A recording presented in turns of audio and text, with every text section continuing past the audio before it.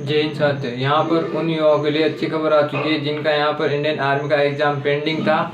वो यहाँ पर एयरफोर्स का रिजल्ट आना बाकी था। यहाँ पर पूरा आज मैं इस वीडियो में यहाँ पर आपको बताऊंगा क्या कह रहे हैं यहाँ पर रविंद्र फौजी सर।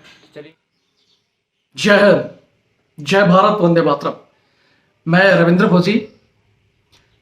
आज इस वीडियो के दौरान हमारा जो सुप्रीम कोर्ट में केस हमने डाला है उस विषय में आगे की कार्रवाई में बताता हूं कि आगे क्या हो रहा है।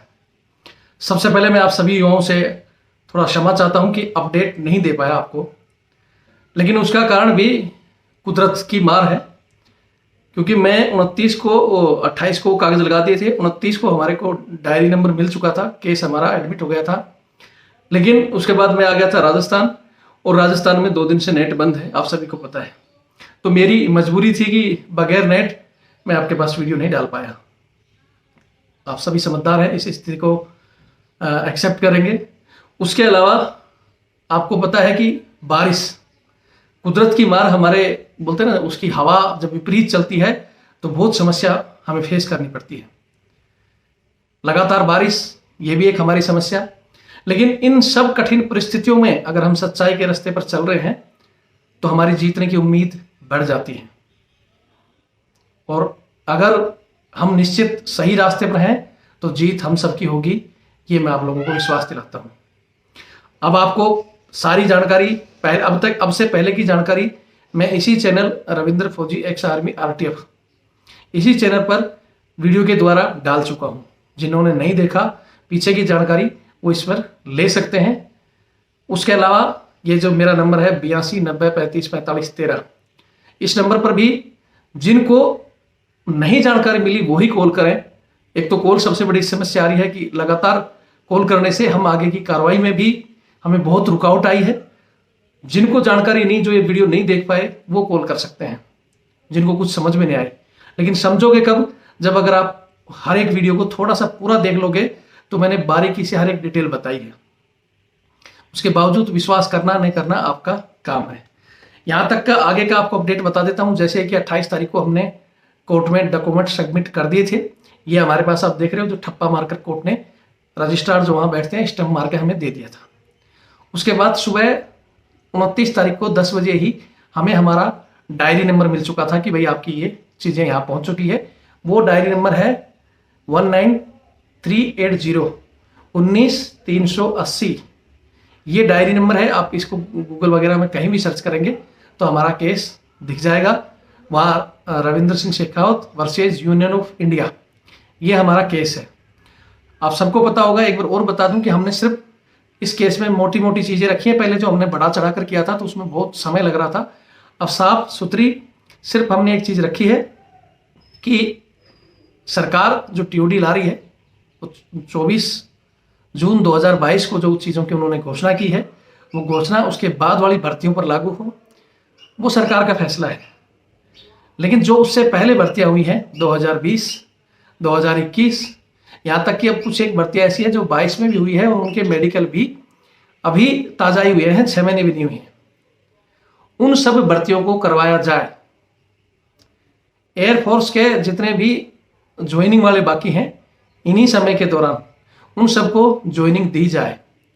उसके अलावा एक पॉइंट है कि कुछ लोग जो जिनकी समय सीमा 23 से बढ़कर 25 हो गई है, हमारे क्लर्क हैं, ट्रेडमैन हैं, टेक्नीशियन हैं, जो भी भर्ती देख रहे हैं, उनको 25 तक छूट दी जाए।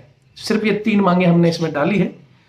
और जैसे हमने 29 को डाला था, उसके बाद सबको पता है कि कोई भी एक बार कागज पत्र जाते हैं तो कोर्ट में भी चेक होते हैं। हालांकि मैंने बताया ना, जैसे हमें समय लग रहा था एक एक चीज चेक करके, पहले 1 टेबल पर 2 टेबल पर, ऐसे हमारा भी 10 बंदों ने चेक करके आगे भेजी है। लेकिन उसके बावजूद भी वहां भी टीम चेक करती है और वो छोटा मोटा डिफेक्ट डालकर उसको वापस करती है। 29 को उन्होंने डिफेक्ट डाला, हमने उसमें जो भी क्वेरी थी वो 29 को पूरी की। उसके बाद में 30 को उसमें सबमिट करना था, पेंडिंग दिखा रहा है। आज फिर जो भी क्वेरी करके आज दोबारा उसको पूरा करके दिया जाएगा कोर्ट को। अगर भगवान ने चाहा तो आज शाम तक वो सारी चीजें जो हमारे चीफ जजिस्ट होते हैं उनके पास जाती है। तारीख देना उनका काम है, क्योंकि आप ये डायरी नंबर में भी चेक करोगे, पेंडिंग दिखा रहा है। जब ये अप्रूवल देते हैं, चीफ जजिस्ट जब अप्रूवल दे देंगे कि हाँ इस मुद्दे पर बहस होगी, और हमारे को तारीख दे देंगे, तब हमारी आगे बहस होगी। अगर हमारा अप्रूवल मिलता है, बहस होती है, तो केस 90% हमारे हक में है। संविधान की बात करें, कानून की बात करें, तो 100% केस हमारे हक में है। नियम, कानून और संविधान जो कहता है कि कोई भी स्कीम अगर सरकार लेकर आती है तो वो स्कीम जब उसकी घोषणा होती है उसके बाद से लागू होती है। लेकिन ये पहली हमारे देश की या वर्ल्ड की ऐसी सरकार है जो स्कीम आज ला रही है और कहती है कि हम पिछले 2 साल की भर्तियों पर लागू करेंगे। भारत में ही नहीं, ऑल वर्ल्ड में आज तक ऐसा कोई निर्णय नहीं आया है कि आज जो स्कीम लागू हो 2 साल पीछे वालों को भी उसका हर्जाना भुगतना पड़े, ऐसा कहीं नहीं हुआ है। और ऐसे बहुत से फैसलों में कोर्ट ने देश की जो भी, चाहे वो जनता है, युवा है या और कोई भर्तियां हुई हो, सब फैसले ज़्यादातर जनता के हक में दिए हैं। और मैं आज भी न्यायालय से उम्मीद करूंगा कि अगर कहीं न्याय बचा है तो जल्दी से जल्दी इन युवाओं को उनका हक दे।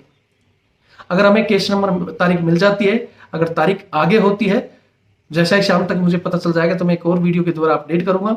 उस तारीख को अगर लेट होगा तो हम एक उसमें अर्जेंट रिट और लगाएंगे, उसी के साथ स्टे ऑर्डर लगाएंगे कि जो नई भर्तियां लगातार सरकार जल्दी जल्दी करवा रही है, जैसे एयरफोर्स का ऑलरेडी 24 जून से इन्होंने रजिस्ट्रेशन शुरू कर दिया और इंडियन आर्मी का भी 1 तारीख से शुरू हो गया है। हम चाहते हैं कि अगर कोर्ट हमें आगे की तारीख देता है तो ये भर्तियां स्टे हों जब तक हमारा फैसला ना हो, और ये हमारा संवैधानिक अधिकार है, कानूनी तौर पर ये हमें मिलना चाहिए। तो उसकी अपडेट मैं शाम को दूंगा। अगर ये चीज़ें, मैं फिर कहता हूं कि हमारे हक में होती हैं, केस हमारा एक्सेप्ट हो जाता है और आगे हमें लड़ाई लड़नी है, तो इन सब के लिए आप सबका सहयोग, आप सबका साथ जरूरी है। एक तो थोड़ा सा शांति बनाए रखें, लगातार जिनके पास अपडेट पहुंच जाता है उसके बाद कॉल ना करें। मुझे भी पता है आप लोगों को चिंता हो रही होगी, लेकिन मैंने पहले ही बता दिया, राजस्थान में 2 दिन इंटरनेट बंद था, कुछ बारिश के कारण। जैसे कल हमारे वकील साहब 4 घंटे दौड़ धूप करते रहे, लेकिन उससे भी डिस्टर्बेंस हुआ है, थोड़ा सा समय लग रहा है। भगवान ने चाहा तो सही निर्णय आएगा। मैंने उस दिन बता दिया था कि अब हमें, जैसे उस दिन वकील साहब का जो भी था उसका हमें कुछ नहीं चाहिए था, लेकिन अब अगर हमें स्टे ऑर्डर या आगे इसकी कार्रवाई करनी पड़ेगी, लड़ना पड़ेगा, तो उसके लिए आप सभी का सहयोग हमें चाहिए। पहले ही जो बंदे सहयोग दे चुके हैं उनका मैं धन्यवाद कर रहा हूँ। कुछ ऐसे भी बंदे थे जिन्होंने सिर्फ 1 रुपया ही भेजा है, किसी ने 5 रुपये ही भेजा है, किसी ने 10 या किसी ने 50 के आगे 0 लगा के भेजी है, उन सबका भी धन्यवाद। हिस्सेदारी आप सबकी बराबर है, कोई बात नहीं। उसके अलावा भी बहुत से बंदों ने मुझे कहा कि हम सर अब एक्स्ट्रा दे देंगे, लेकिन मैंने अभी तक किसी से एक्स्ट्रा नहीं लिया है। जो हमने बताया था 500 रुपये, उसके अलावा किसी से हमने एक्स्ट्रा नहीं लिया है, ना मैंने किसी को कहा कि एक्स्ट्रा दो। लेकिन अब अगर जरूरत पड़ती है और आप लोग सहयोग करना चाहते हैं, क्योंकि अब तक वकील साहब का जो खुद का वो था, उन्होंने खुद ही कह दिया था कि जो भी होगा मैं जितना भी चाहे कम में आप कहोगे उतने में ही कर दूंगा। ये वकील पांडे जी हमारे साथ जुड़े हुए थे, हमारे मित्र हैं, तो ये हमारी इसी उसमें मान सकते थे। लेकिन आगे की कार्रवाई होगी, अगर आगे केस की तारीख ढल जाती है और हमें लड़ना पड़ता है तो उसके लिए हम सीनियर वकील या जो भी खड़ा करेंगे, तो उसके लिए हमें आर्थिक सहायता की जरूरत पड़ेगी। मैं फिर कहता हूँ, सहयोग आप सब करोगे तो जीत हासिल होगी, बाकी आप सबकी मर्जी है। ये मेरा जो नंबर है 8290354513, ये मेरा फ़ोन पे, गूगल पे, पेटीएम सबसे जुड़ा हुआ है। ऊपर ये 612 642 33 600 IFSC कोड इसमें दिया हुआ है रविंद्र सिंह के नाम से।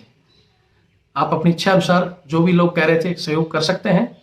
मैं फिर कहता हूं कि अगर आपका सहयोग हमें मिला तो हम बड़ी लड़ाई लड़ सकते हैं, वरना तो सरकार भी अपने वकील खड़े करेगी, सरकार भी अपनी पैतरी करेगी, तो उनकी टक्कर के लिए हमें भी टक्कर के वकील खड़े करने होंगे। अब ये आप लोगों को तय करना है कि हमें क्या करना है। मैं एक वीडियो शाम को और दे दूंगा, मैं फिर बताता हूँ। और अगर स्टे ऑर्डर वगैरह या ऐसी चीज़ें आता है तो ऑलरेडी ही आप सबको पता चल जाएगा, किसी को घबराने की जरूरत नहीं है। एक बार मैं फिर क्लियर कर दूं कि केस सभी के लिए है। हमने नीचे एक लाइन डाल दी है कि इसमें 1,23,000 या 29,000 जो भी है, हमने 23 डाला है कि 1,23,000 आर्मी के रिलेटेड जवान हैं जिन्होंने लिखित परीक्षा बाकी थी, जिन्होंने मेडिकल और फिजिकल पास कर लिया था, जिनका सिर्फ लिखित परीक्षा बाकी है, उन लोगों का हवाला दिया है। एयरफोर्स के 9,000 बंदे जिनकी ज्वाइनिंग बाकी है।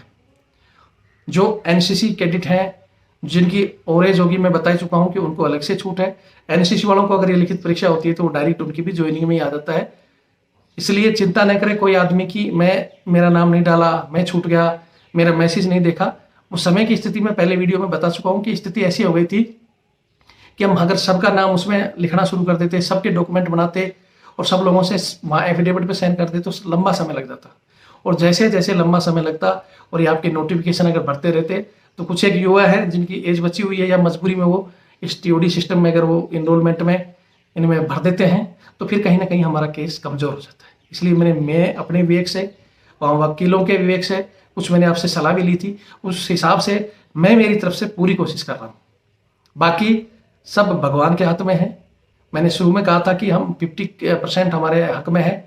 अब अगर रजिस्ट्रेशन होकर उसकी तारीख मिलती है तो 90% हमारे हाथ में होगा।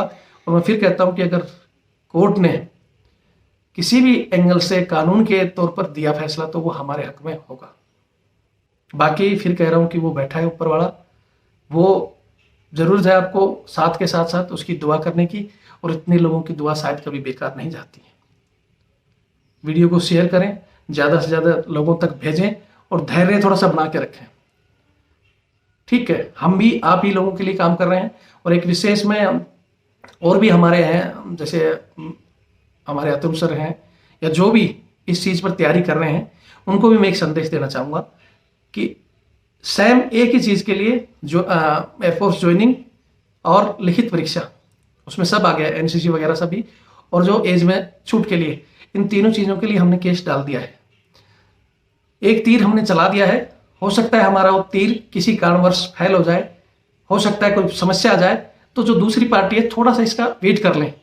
पता नहीं किस कारणवश हमारे पर यह आ जाए कि भाई नहीं, आपका ये तरीका ठीक नहीं है, तो दूसरा तीर तभी चलाएं जब हमारा पहला तीर खराब हो जाए। फिर आप दूसरा चाहें, उसके बाद हम एक और चलाएंगे। तीसरा तीर भी हमने रखा हुआ है, वो मैं उसकी घोषणा जल्दी करूंगा कि वो तीर क्या है। लेकिन मैं बाकियों को ये कहता हूँ कि दूसरे तीर को बचा कर रखना, तीसरा तीर तो फिर बताएंगे आपको। लेकिन भगवान ने चाहा तो हमारा पहला ही तीर निशाने पर लगेगा और जीत हमारी होगी। आपको ज़रूरत है हमारा साथ देने की, सहयोग करने की। जो लोग पूछते हैं कि सर हम सहयोग करेंगे, फलाना करेंगे, ये मौका है भाई। ये तो ये सोच लेना आपके एकेडमियों में और कहाँ कहाँ बैठे बैठे आपके लाखों रुपए खर्च हुए, मुझे भी पता है। समय 2 से 3 साल समय खर्च हुआ है, उसके अलावा पैसे भी बर्बाद हुए हैं। अगर ये समय से जो कहते हैं ना कि हमें 2020 से तैयारी थी, 2020 से तैयारी थी, तो श्रीमान आपने 2020 के ही नोटिफिकेशन में क्यों नहीं लिखा कि हम नई स्कीम लाएंगे, उसके तहत भर्तियाँ होंगी या भर्तियाँ रोक सकते थे। तो ये इनके तर्क कहीं तर्कशील नहीं है। माननीय मोदी जी इस विषय पर चुप्पी साधे बैठे हैं। वो चुप्पी आपको भविष्य में बहुत भारी पड़ेगी। अभी भी मैं बार बार सरकार से भी, जहाँ तक मेरे संपर्क हैं, उनसे भी लगातार ये कह रहा हूँ कि कोर्ट के मैटर और कोर्ट के फैसले से, वैसे तो ऑलरेडी सरकार ने कैविट लगाई हुई है कि कोर्ट सरकार को फैसला सुनाए, उससे फैसले से पहले सरकार फैसला ले लेगी तो हमें बहुत खुशी होगी। अन्यथा कोर्ट की लड़ाई, पहला तीर, दूसरा तीर और तीसरा तीर जरूरत के अनुसार चलेगा। और जब तक हिम्मत है लड़ेंगे। कमजोर किसी ने नहीं पड़ना है। हमारे पास जब बोलते हैं ना सब रास्ते बंद हो जाते हैं, तो भगवान 2 रास्ते दिखाता है और उन पर आगे बढ़ना चाहिए, बैठना नहीं चाहिए। अगर हम सही हैं तो हमारी जीत निश्चित होगी। फिर भी मैं यहाँ फिर भी कहता हूँ कि भगवान ना करे कोई तकलीफ हो, बोलते ना कोई दिक्कत आती है तो उस पर बैठे कोई कुत्ता काटता है। ऐसी परिस्थिति में घबराए ना, हम दौड़ेंगे। अगर फिसलते हैं तो फिर खड़े होंगे और फिर दौड़ेंगे, लेकिन लगातार दौड़ेंगे, लड़ेंगे, बैठेंगे नहीं। जब तक संघर्ष की कोशिश जारी है, करते रहेंगे। कोर्ट का माध्यम हमारे पास है, इसमें भी लड़ेंगे, और जो माध्यम होंगे फिर वो भी विकल्प चुनेंगे। बाकी मैं फिर कह रहा हूँ कि फैसला आने तक थोड़ा नोटिफिकेशन ये जो भर रहे हैं युवा, थोड़ा सा वेट करें 5 या 7 तारीख तक। उम्मीद है कि हमारे हक में फैसला होगा। जय हिंद, जय भारत, वंदे मातरम। बाकी अपडेट मैं शाम को दे दूंगा। जो राजस्थान में नेट बंद है, राजस्थान से बाहर जब ये वीडियो पहुंचेगा तो जो हमारे भाई राजस्थान में है या जहाँ भी नेट बंद है, वो आपकी जिम्मेवारी के फ़ोन करके आपको इस चीज़ का अपडेट दें ताकि ये चीज़ें वहाँ तक भी पहुँच सकें। जय हिंद, जय भारत, वंदे मातरम।